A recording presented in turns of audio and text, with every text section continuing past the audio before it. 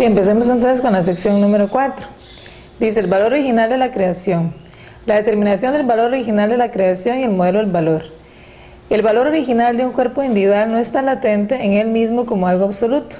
Queda determinado por la relación recíproca entre el propósito del cuerpo individual como un tipo particular de objeto centrado en el ideal de Dios de la creación y el deseo del ser humano como sujeto de buscar el valor original del objeto.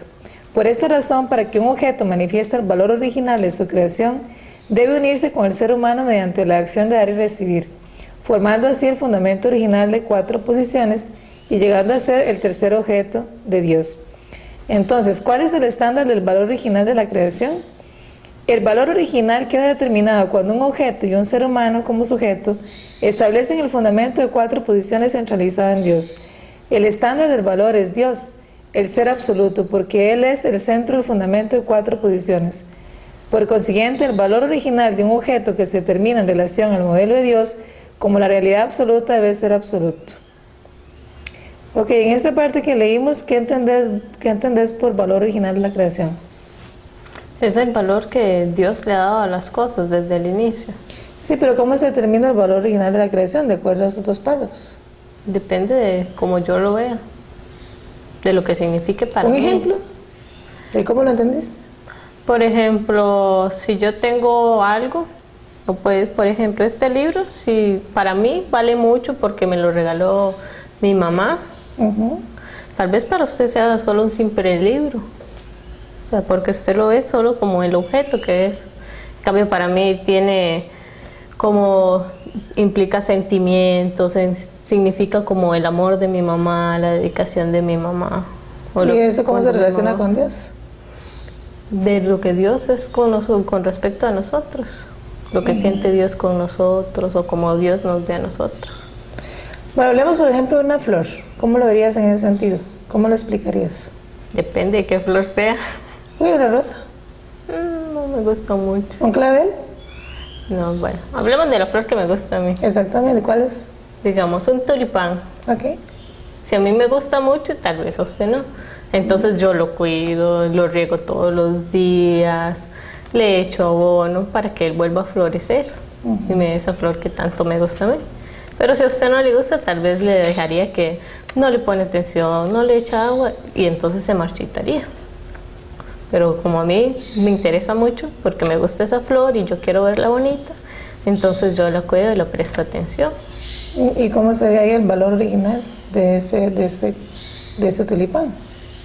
Porque para mí tiene valor porque a mí me gusta, es algo que a mí me interesa.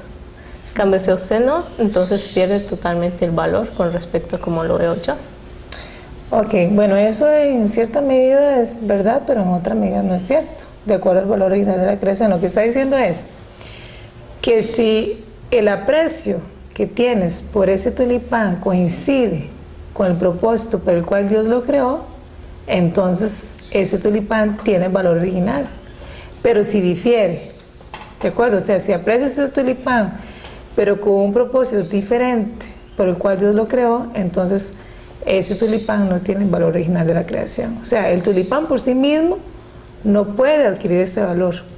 Y tampoco el valor original se lo da al ser humano, sino que tiene que haber una relación de dar y recibir entre el ser humano y el tulipán, pero acorde al propósito por el cual Dios creó el tulipán. ¿De acuerdo? Entonces ahí sí, probablemente, digamos, si cuidas al tulipán, si lo abonas, verás, si lo aprecias, si aprecias la belleza del tulipán. Podríamos decir entonces que si el propósito por el cual Dios creó el tulipán es devolver belleza al ser humano y lo estás apreciando tal cual es, entonces ahí sí, obtiene valor original. ¿De acuerdo? Ok, punto número 2. Intelecto, emoción y voluntad original, verdad y belleza y bondad original. La mente humana tiene 3 funciones básicas constantemente en acción: intelecto, emoción y voluntad. El cuerpo del ser humano actúa en respuesta a las órdenes de su mente. Según esto, podemos decir que el cuerpo responde a su intelecto, emoción y voluntad. Por consiguiente, cada acto del ser humano debe ser una búsqueda de verdad, belleza y bondad.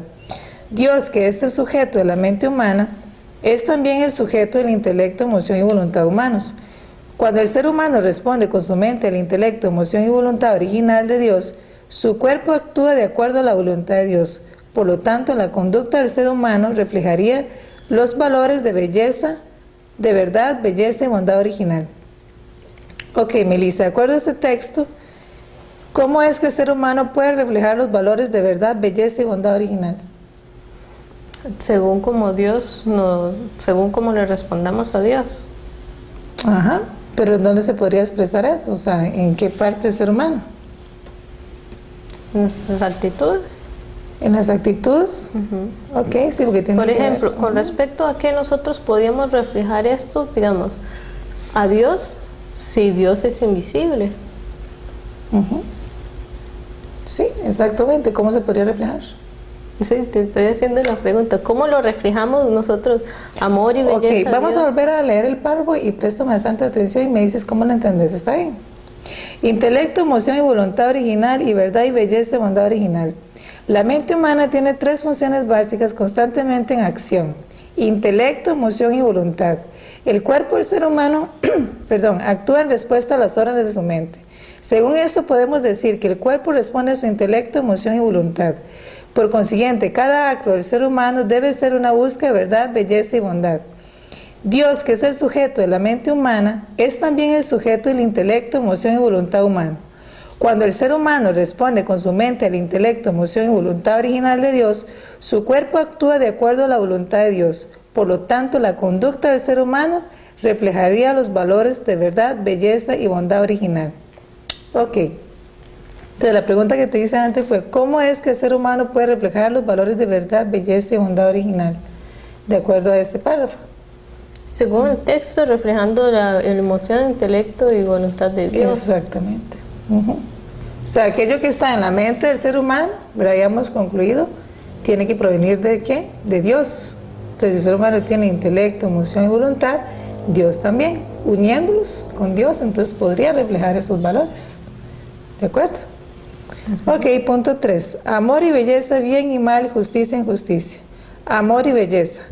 Cuando los dos seres sustanciales que provienen de la división de las características duales de Dios establecen un fundamento de 4 posiciones, efectuando la acción de dar y recibir sobre una base recíproca, las fuerzas emocionales obran entre el sujeto y el objeto para unirlos como el tercer objeto de Dios. El amor es la fuerza emocional que el sujeto da al objeto. La belleza es la fuerza emocional que el objeto devuelve al sujeto. El poder del amor es activo y el estímulo de la belleza es pasivo. El fundamento de 4 posiciones. Es un objeto perfecto de belleza en el cual podemos recibir y disfrutar completamente del amor de Dios perfectamente. Es también la base fundamental de bondad en la cual se cumple el propósito de Dios para la creación. Ok, entonces de acuerdo a lo que hemos estudiado hasta ahora, ¿por qué el principio divino afirma que el fundamento de 4 posiciones es la meta de la creación de Dios? ¿O es el fundamento para toda la creación? Según el principio divino, porque se haría el fundamento para la belleza, para la bondad. ¿Verdad? O sea, solamente a través del fundamento de 4 posiciones puede fluir la bondad de Dios. ¿Y qué tiene que ocurrir entre el sujeto y el objeto para que realmente ellos se conviertan en el tercer objeto de amor de Dios, de acuerdo a este párrafo que acabamos de leer? La acción de dar y recibir. Mediante el fundamento de 4 posiciones. Sí. También está hablando de las fuerzas emocionales que se dan entre el sujeto y el objeto. ¿Cómo se llaman esas fuerzas emocionales? Amor y belleza. Amor y belleza. ¿Y el amor? ¿Cuál es la fuerza? ¿De dónde proviene esa fuerza del amor? En respuesta a la belleza que un objeto nos da. Ok, el amor viene del sujeto. La belleza viene del objeto. Entonces, el sujeto le provee amor al objeto y el objeto le devuelve, ¿qué? Belleza. Bien y mal. Cuando un sujeto y un objeto cumplen el propósito de la creación, uniéndose por medio de la acción de dar y recibir, la acción y su resultado se llama bien.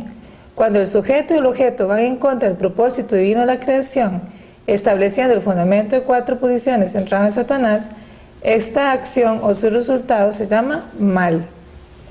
Ok, en una parte, ¿verdad? Se ha escuchado la definición así como muy concreta entre bien y mal. De acuerdo a este párrafo que estamos leyendo, ¿cuál es la definición que se da de bien y mal? Si se aparta del propósito de los principios, eso sería mal, todo lo que esté fuera del principio. Y todo lo que está dentro del principio sería bien. O sea, ¿de acuerdo a qué, digamos, se podría definir algo como bueno o malo? Depende del propósito. Del propósito, exactamente. Punto 3, justicia e injusticia. En el proceso de la realización del propósito del bien, los elementos que dan lugar a una vida de bondad se llaman justicia. En el propósito de realizar el propósito del mal, Satanás, los elementos que causan una vida de maldad se llama injusticia. Ok, de acuerdo a ese párrafo, ¿qué es justicia y qué es injusticia? Justicia es lo que, si llevamos una vida de bondad, entonces llevamos una vida justa, por decirlo así. Y si llevamos una vida de maldad, sería injusta. Ok, pero digamos, entre las acciones humanas, ¿cómo nosotros podríamos identificar si algo es justo o es injusto? Como vimos anteriormente, también depende del propósito.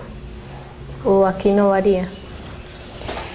Ok, digamos que todas las cosas que se van realizando, todas las acciones humanas, uno puede ver elementos buenos o elementos malos. ¿De acuerdo? O sea, un ejemplo podría ser, si una persona te llama por teléfono, ¿de acuerdo? Es una acción humana. Y empiezas a hacer una conversación contigo. O sea, ¿qué elementos hay dentro de esa conversación? ¿Son buenos o son malos? Si identificas elementos de bondad, podría decir que esa acción está dirigida ¿hacia qué? Hacia la justicia. Pero si de repente te estás llamando como para, no sé, perjudicar a alguien, ya, o hacer un trato ahí contigo que no es tan bueno para alguien, entonces ahí ya hay elementos de maldad, entonces podríamos hablar de injusticia. ¿De acuerdo? Ok, vamos a empezar entonces ahora la sección 5. Sección 5. El proceso de la creación del universo y el periodo de crecimiento.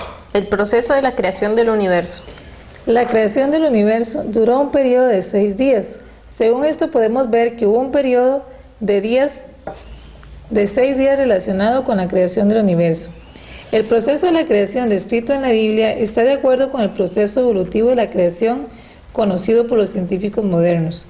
Cuando consideramos el hecho de que el proceso de la creación descrito en la Biblia, que fue escrita hace miles de años, coincide con los descubrimientos de la investigación científica, comprobamos que este relato en la Biblia es realmente una revelación de Dios.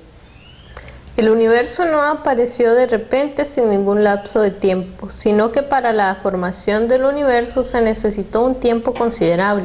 Por lo tanto, los 6 días hasta la consumación de la creación del universo no son naturalmente 6 días calculados por la repetición del amanecer y el atardecer, sino una indicación de que hubo 6 periodos en el curso de la creación. El periodo de crecimiento de la creación. El hecho de que duró 6 días, es decir, 6 periodos de completar la creación del universo, indica que se necesita una cierta cantidad de tiempo para completar la creación de cualquier cuerpo individual del universo. La Biblia dice que después de la creación del primer día, atardeció y amaneció el día primero, Génesis 1:5. Sin embargo, después del periodo que va desde la tarde pasando por la noche hasta la mañana siguiente, debería comenzar el segundo día, pero la Biblia dice un día, o día primero, porque cualquier ser creado solo puede realizar el ideal de la creación en la nueva mañana, después de alcanzar su perfección durante la noche, que es el periodo de crecimiento. De acuerdo a lo que hemos leído, Melissa, ¿qué es lo que en realidad estás indicando el hecho que la Biblia diga de que hubo un periodo de crecimiento de 6 días?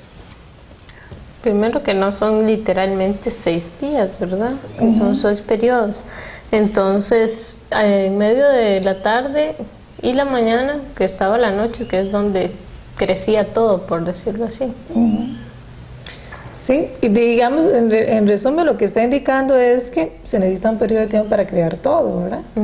Y Dios lo simbolizó, ¿verdad? Con un día, pero un día que es diferente, como bien decís, porque empieza en la tarde. Entonces ya de por sí no puede ser un día literal. Pero finalmente lo que está indicando es que para toda cosa creada, o sea, para que algo sea creado se necesita un periodo de tiempo. O sea, no es algo como se ha creído hasta ahora de que, ¿verdad? Hágase la luz y parece que Dios con un chasquido, ¿verdad? de dedos se hizo la luz, ¿verdad? Y nada que ver. O sea, realmente es que hubo un periodo de crecimiento. Y eso pues coincide entonces con la ciencia. Sí. Esto es debido a que todas las cosas hechas en el principio tenían que ser perfectas al cabo de un cierto periodo de tiempo. Las 3 etapas ordenadas del periodo de crecimiento. El universo es la representación del carácter y la forma esencial de Dios desarrollado sustancialmente de acuerdo a principios matemáticos.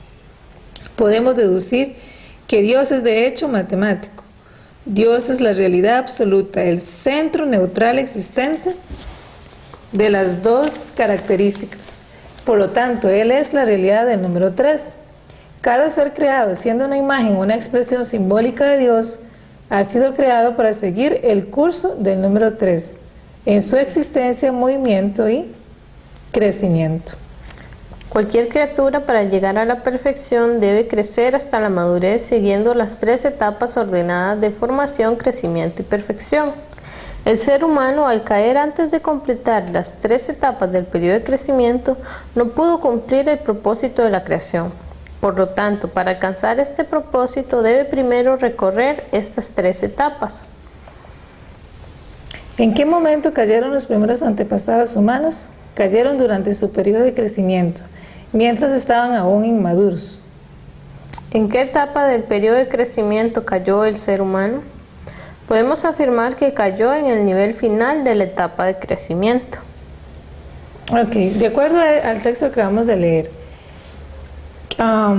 ¿por qué podemos afirmar que Dios es la realidad del número 3?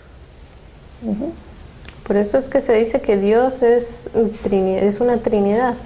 Pero ¿por qué lo afirmamos? O sea, ¿por qué, digamos, podríamos decir que Él tiene que es la realidad del número 3? De acuerdo a lo que ya hemos estudiado. Recuerda que antes en el fundamento de 4 posiciones hablamos de varias cosas. Entonces, estamos estudiando la creación, ¿verdad? Y todos los principios y las leyes que están en la creación para saber cómo es Dios. Entonces, la pregunta que le hago es, de acuerdo ya a todo lo que hemos estudiado, ¿por qué podríamos afirmar que Dios es la realidad del número 3? Por las 3 bendiciones que dio al ser humano, tal vez. Porque Dios, ¿verdad?, ha dado varias manifestaciones del número 3. Aquí específicamente ¿verdad?, esas 3 etapas de crecimiento. Entonces, todo lo que Él manifiesta en su creación tiene que haber estado primero en Él. Entonces, Dios es, en esencia, es matemático. O sea, todo lo que creó era basado en el número 3. Por eso es que toda ser creado tiene que pasar, vamos a decir así, naturalmente o por fuerza del principio de esas 3 etapas de crecimiento. ¿Para qué? Para lograr su propia perfección. Okay. Y aquí dice que el ser humano cayó antes de completar los periodos. Sí, de hecho, ¿por qué sabemos que el ser humano cayó antes de completar el periodo? Bueno, porque el ser humano se desconecta de Dios, ¿de acuerdo? Entonces, un ser humano que se desconecta de Dios, ¿es perfecto o no es perfecto? Siendo que Dios es perfecto, el ser humano debería ser también perfecto, porque todo, ¿verdad?, como estábamos hablando antes, a través de la obra, ¿verdad?, se conoce al autor, pero nosotros hemos conocido que Dios es un Dios de bondad. Si nosotros observamos al ser humano, como lo habíamos dicho en la introducción, el ser humano está dividido, tiene una mente buena y una mente mala. Eso quiere decir que no está manifestando la naturaleza de Dios. Entonces la lógica nos indica que Él se desconecta de Dios, pero aparte de eso, la Biblia indica que el ser humano cayó. Sí. ¿De acuerdo? Entonces, la pregunta es, ¿en qué etapa cayó? Entonces, vemos, ¿verdad?, como decimos, todas las etapas de crecimiento, todo el periodo de crecimiento completo tiene 3, ¿verdad? El atardecer, la noche y el amanecer. El amanecer está simbolizando la perfección, ¿de acuerdo? Como decíamos ahí, la Biblia no dice atardeció, amaneció y llegó el segundo día.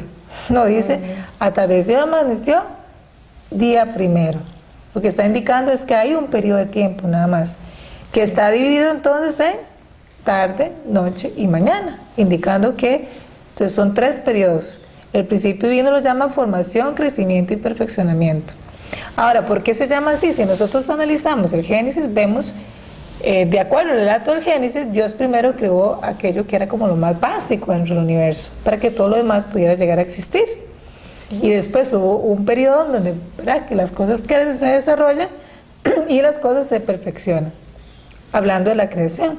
Pero el ser humano no se perfeccionó. O sea, la evidencia dice que no es perfecto. Sí. Porque si hubiera llegado a la perfección, él no cae.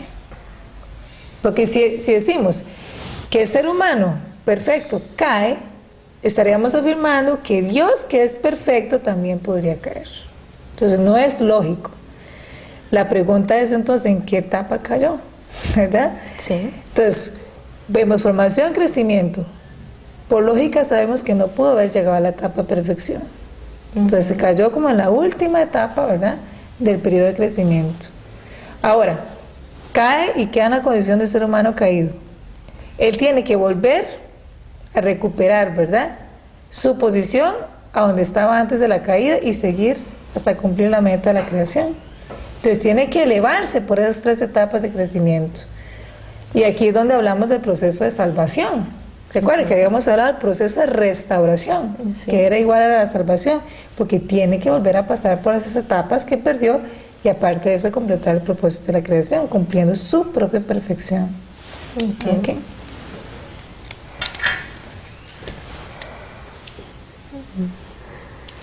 El dominio indirecto. Durante el periodo de crecimiento, todos los seres de la creación crecen autónomamente por la fuerza del principio divino. Dios, como el autor del principio, se relaciona con la creación indirectamente, relacionándose directamente solo con los resultados de su crecimiento que están de acuerdo con el principio. Por esto podemos llamar a este periodo el dominio indirecto de Dios o su dominio sobre el resultado dentro del principio. Todas las cosas alcanzan su perfección mediante el dominio y autonomía del mismo principio, recorriendo el periodo de crecimiento, dominio indirecto. Sin embargo, el ser humano está creado para lograr su perfección no solo mediante el dominio y autonomía del mismo principio, sino también cumpliendo su propia parte de responsabilidad durante este periodo. Dios creó al ser humano para que pudiera alcanzar su perfección solo a través de cumplir su parte de responsabilidad. Dios no interfiere en la parte de responsabilidad del ser humano. El ser humano debería heredar la creatividad de Dios y participar en su obra de la creación. Así pues, el ser humano puede también disfrutar de la autoridad de un Señor que le permite gobernar todas las cosas desde la posición del Creador.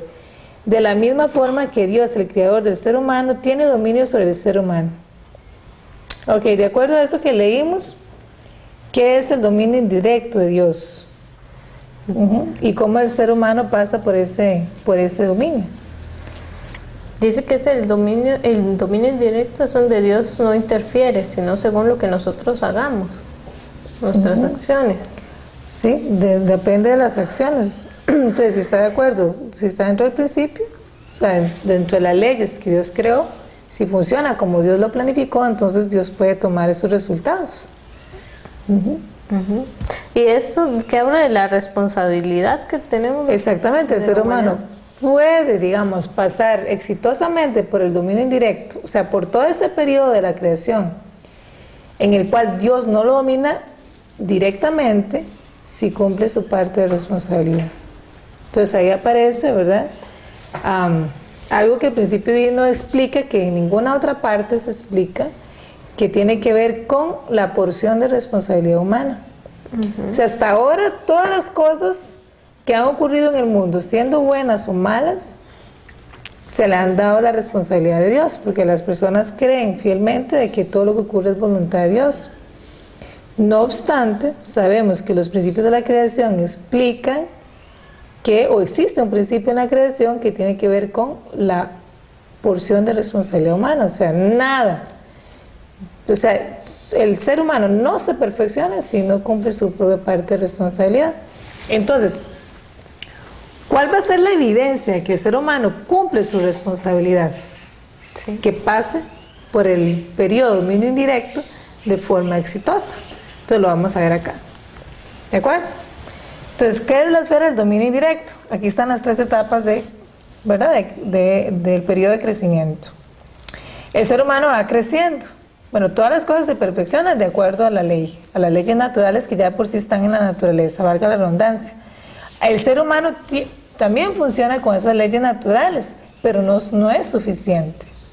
¿De acuerdo? ¿Por qué no es suficiente? Porque el ser humano fue creado con creatividad, con libertad.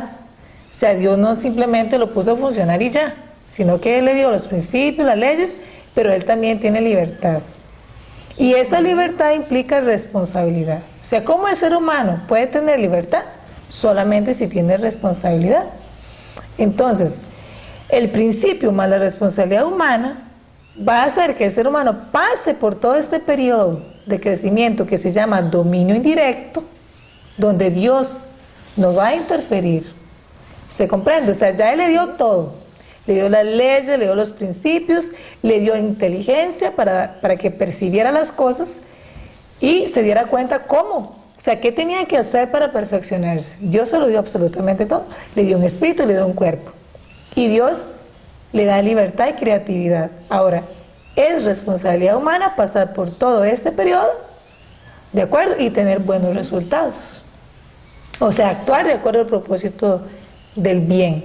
Dios no lo va a obligar, Dios no lo va a empujar, ¿verdad? Tampoco lo va, o sea, no, Dios no trabaja de esa manera. Precisamente para que el ser humano pueda, ¿qué? Ser perfecto bajo su propia, ¿verdad? O con su propia parte de responsabilidad. Eso fue lo que Dios le dio al ser humano. Entonces, en ese periodo, mientras crecemos, nosotros podríamos decir, si me pasa algo malo, que fue mi propia responsabilidad. Igualmente, si me pasa algo bueno, fue porque yo misma hice que me pasara eso bueno. Básicamente sí. Lo que sucede es que cuando Dios está creando, lo natural es que la mente del ser humano buscaría solamente lo bueno. ¿Me explico? Sí. O sea, lo natural sería eso, porque Dios le había heredado al ser humano en su corazón el deseo por buscar lo bueno. ¿De acuerdo? Entonces ahí no habría ningún problema. Ahí no habría ninguna consecuencia negativa. La situación es que después de que el ser humano cae, el ser humano queda con un corazón dividido, como lo vimos antes. O sea, sí, todavía existe el deseo natural de hacer lo bueno, ¿verdad? O obtener resultados dentro del principio, dentro del orden que Dios creó. Pero también existe dentro de este mismo ser humano un deseo por hacer el mal. Eso se sale completamente del principio. ¿De acuerdo? Sí. Entonces, nacimos fuera del principio. Y eso entonces crea una complicación muy grande para nosotras, por ejemplo. Porque si bien es cierto, ¿verdad?, que naturalmente los resultados serían consecuencia exclusiva de nuestras acciones, también es cierto que en nuestra situación actual hemos heredado muchas cosas de nuestros antepasados. Entonces decir que lo malo que me pasa es nada más consecuencia de lo que yo hago, pues sí, en cierta medida es cierto, pero también es cierto que hay herencias, ¿verdad? Sí. Que de repente usted es una buena persona y le pasan cosas negativas o malas y usted dice, pero ¿por qué me está sucediendo? Si yo trato de comportarme bien, ¿verdad? Y obedeciendo el principio, y aún así me pasan resultados negativos. Bueno, es que hay herencias que estamos arrastrando y que entonces, ¿verdad?, quedan resultados heredados. A un ejemplo así muy evidente, digamos, o que puede ser en nuestra sociedad. Si una persona puede ser una gran persona, pero su padre fue encarcelado, ¿de acuerdo? Ya por sí el hecho de que el padre haya sido encarcelado pasa a ser hijo de un presidiario. ¿Y esa condición cómo se la quita? ¿Me explico? Sí. Entonces, y pueden haber resultados negativos del hecho de que él sea hijo de un presidiario, aunque él no haya hecho nada malo. O sea, él hereda esa condición. Sí, es cierto. Hablemos también, por ejemplo, de las deudas. Puede ser de que existen dos padres que son personas excelentes, ¿de acuerdo? pero su hijo se ha tenido una cercana relación con su abuelo y su abuelo no es la persona más magnífica. Y entonces su hijo no aprendió los valores que sus papás querían, ¿verdad? Que aprendiera, sino que entonces tomó las malas costumbres del abuelo. Y por ahí llega y comete una mala acción. Por ejemplo, ahí como a escondidillas y por ahí de una manera hasta poco legal, hipoteca la casa de los papás. ¿De acuerdo? Sí. Y entonces, y los papás cuando se dan cuenta simplemente están sin casa, porque el hijo hizo una cosa de estas. Entonces uno dice, bueno, eso malo que le pasó a estos papás, ¿es resultado de sus acciones? Por supuesto que la evidencia dice que no.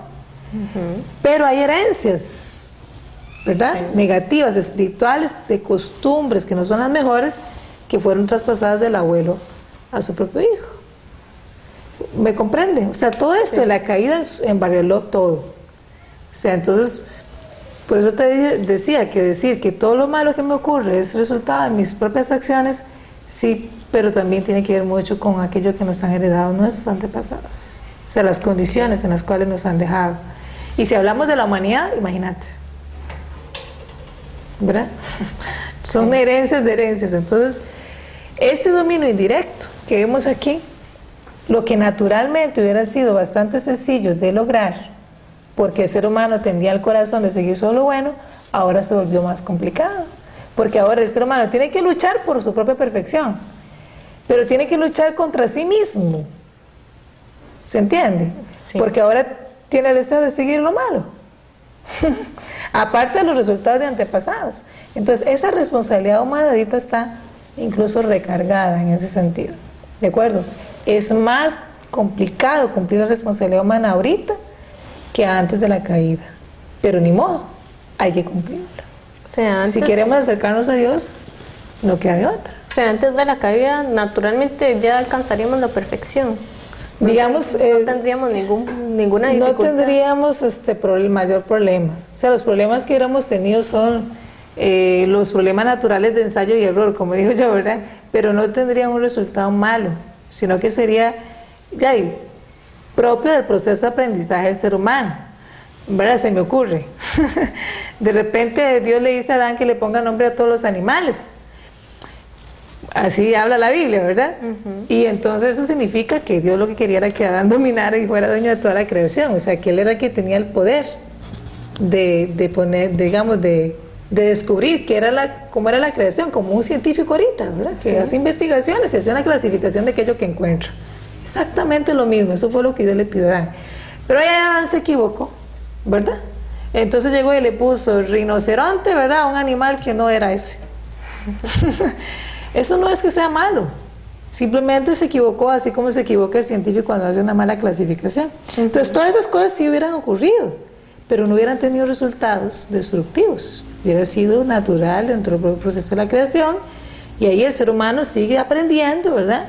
Con su propia capacidad, su propia inteligencia, hasta que logra dominar todo el periodo y ya alcanza la perfección. ¿Se entiende? Lo natural es que siguiera lo bueno, no lo malo. Ok. Entonces la perfección no indica que todo va a ser así como estandarizado, que todo era como que todos vamos a ser hormiguitas iguales, que ninguna diferencia, no, al contrario. La perfección indica que todos vamos a estar capacitados con nuestras potencialidades más elevadas, nuestras habilidades más elevadas, ¿de qué? De la inteligencia, nuestras emociones, nuestra voluntad, para seguir creando, ¿verdad? Y seguir expandiendo este universo que Dios nos heredó de una manera magnífica. O sea, no tiene que ver eso, ¿verdad? Que a veces con la actitud perfeccionista del ser humano, no, ¿verdad? La perfección dentro del propósito de la creación es básicamente estar capacitados, potencializados, igual que Dios para ser creadores. Entonces somos más creativos. ¿De acuerdo? Entonces, entre más el ser humano vaya dominando este periodo indirecto, más creativo se hace. Pero ahora tiene que vencer a sí mismo. Porque ahora tiene que vencer ese deseo de hacer el mal. Ok. Bueno, Melissa, resumiendo lo que hemos conversado, ¿verdad? ¿Por qué Dios dotó a los seres humanos con responsabilidad? Bueno, en primer lugar, para que pudieran heredar la naturaleza creativa de Dios, o sea, para que los seres humanos seamos creativos, tenemos que tener entonces responsabilidad para participar en la divina creación, es decir, teniendo responsabilidad y siendo creativos podemos crear igual que Dios y participar con Él en el proceso de la creación. Ahora, la pregunta ahí es, ¿qué era lo que los seres humanos tenían que haber creado? Sí. Bueno, esa pregunta queda inconclusa, ¿verdad? Porque como no hemos cumplido nuestra porción de responsabilidad, entonces no sabemos exactamente qué es lo que el ser humano podría haber creado. En principio, perfeccionar su propio espíritu. Y también para que pudiera tener el derecho o la propiedad de dominar sobre la creación. Un ser humano, para ser dueño de algo, tiene que haber pasado por un proceso, ¿verdad? Donde adquiera responsabilidad. O sea, un padre no le va a dar algo a un hijo, ¿verdad? Cuando no ha hecho nada. Tiene que hacer algo para demostrar que realmente puede ser responsable de eso. ¿Sí? Entonces, para que el ser humano pudiera ser dueño de la creación, tenía que tener porción de responsabilidad. Y después ser como creadores, igual que Dios, ¿verdad? Como le digo, no sabemos exactamente cuál es la capacidad infinita de creación que tenemos como seres humanos, porque ya no hemos logrado cumplir la porción de responsabilidad. ¿De acuerdo? Ok, eso era para resumir. Sigamos con el siguiente título. El dominio directo. ¿Qué es el dominio directo de Dios y cuál es su propósito? El ser humano entra en el dominio directo de Dios cuando el esposo y la esposa cumplen el propósito del bien mediante la acción perfecta de dar y recibir de amor y belleza, entre sí de acuerdo a la voluntad del sujeto, en perfecta unidad con el corazón de Dios, estableciendo el fundamento de 4 posiciones al llegar a ser un solo cuerpo unido. El dominio directo es el reino de la perfección. ¿Qué significado tiene para el ser humano el dominio directo de Dios? Si Adán y Eva se hubieran perfeccionado centrados en Dios, llegando a ser un solo cuerpo unido para formar el fundamento de 4 posiciones a nivel familiar, viviendo entonces una vida de bondad en perfecta unidad con el corazón divino, este estado sería el dominio directo de Dios. Ok, de acuerdo a lo que estamos leyendo, entonces, ¿qué es el dominio directo de Dios? Dice que es el reino de la perfección, ¿verdad? Pero ¿cómo se llega a ese estado? Según entendí que es solo en pareja sería, porque dice que es la unidad del esposo y la esposa. Exactamente. Solo en pareja sería. Solo en pareja. O sea, entonces, Dios no puede tener el dominio de mí si no tengo una pareja. Exactamente. Sí. Ok. Eso lo vamos a ir profundizando más conforme pase el seminario, pero sí, o sea, una vez que el ser humano lograra la perfección individual, ¿cuál es la segunda bendición? Multiplicarse. ¿Y cómo crees que Dios deseaba esa multiplicación? Sí, de ni modo, uno como una pareja, ¿verdad? Exactamente. Bueno, ahorita en la sociedad moderna, ¿verdad? Uno dice sí, ni modo, porque los ejemplos de matrimonios que tenemos y de familias pues no son los mejores. Entonces casi que es una idea así como hasta cansada, ¿verdad? Ay, ¿será que me tengo que casar? Sí. Pues, pero no, en el ideal de la creación, esa idea daba mucha alegría, tanto a Dios, y hubiera dado mucha alegría a los seres humanos. Ahora, que eso implique un peso para nosotros, o sea, decir, me tengo que casar, ¿verdad? Es precisamente como resultado de toda la caída, ¿verdad? Donde el ser humano se desconecta de ese ideal, lo olvida incluso y actúa en contra de ese ideal. Es más, ya no le dan importancia. Cierto. Mucha gente en la actualidad ni siquiera quiere saber de casarse, más le parece una idea completamente retrógrada. Bueno, pero aquí lo que estamos analizando y estudiando es cómo fue que Dios creó todo.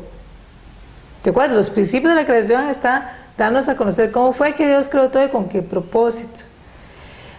Puede ser que al ser humano caído no le guste, pero no porque no sea así, sino porque a través de la historia humana nos alejamos de ese ideal. ¿De acuerdo? Entonces sí, hay que casarse. Okay.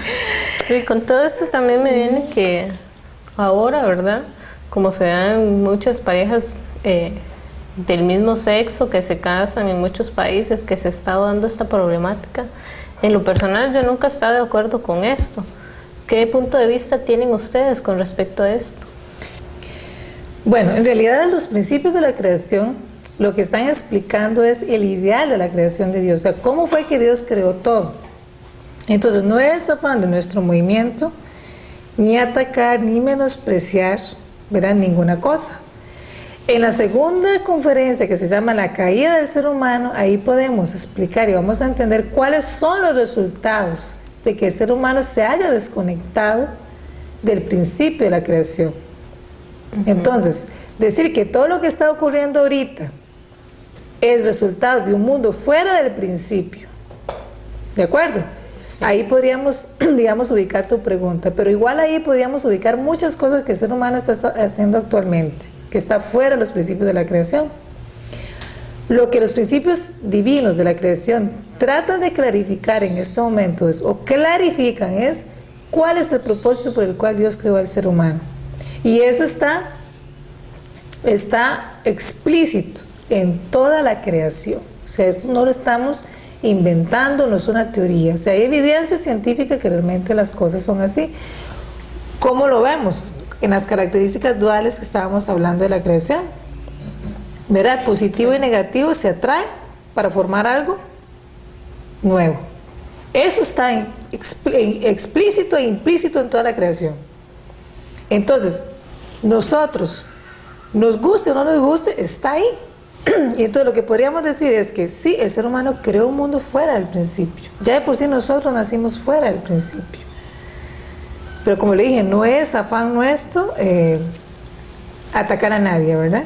O sea, cada uno tiene que conocer y tomar su mejor decisión. Por eso Dios nos dio libertad y nos dio creatividad. ¿Ok? Como dije, lo fregado de ahora es que tenemos que luchar precisamente con ese deseo que ya tenemos dentro de nosotros, que no está encaminado hacia el principio, o que no está dentro del principio. Recuperar eso se puede, pero depende del esfuerzo humano que cada uno hace. O sea, ¿qué quiere decir eso? O sea, mi esfuerzo me va a tener resultados, ¿para quién? Hacia mí. Tu esfuerzo va a tener resultados hacia usted.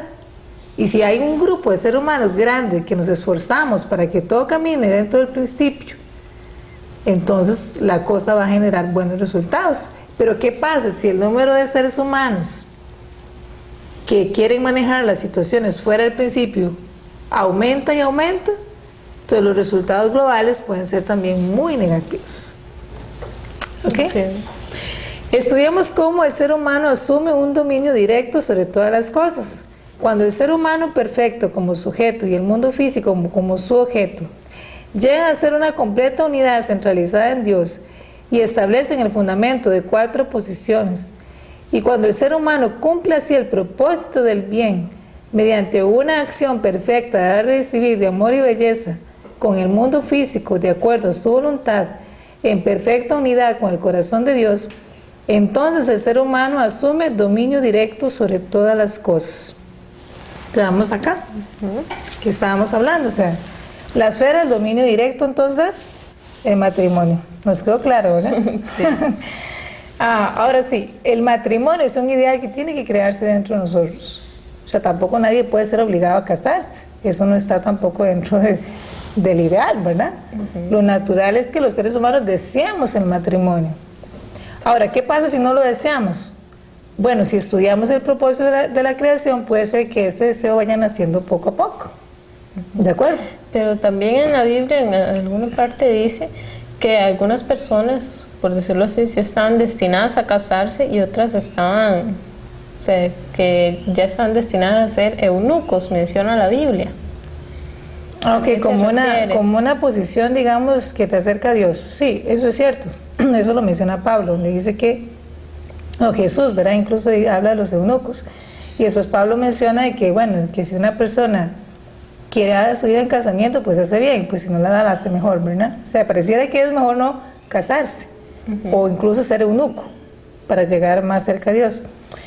Sí, eso tiene que ver con las etapas de crecimiento. Entonces, la humanidad como un todo cayó en la oscuridad. Sí.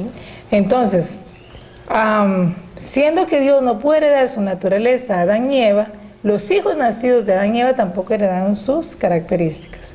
Entonces, todas las personas que se casan dentro de esa posición no heredan las características de Dios, sino que heredan también las características del mal que el mismo Adán iba a heredar. ¿Qué quiere decir esto? Entonces, lo que Pablo estaba diciendo, que en ese momento del tiempo providencial, ¿verdad? O de la historia de la providencia y la restauración, igual Jesucristo, como lo mencionó,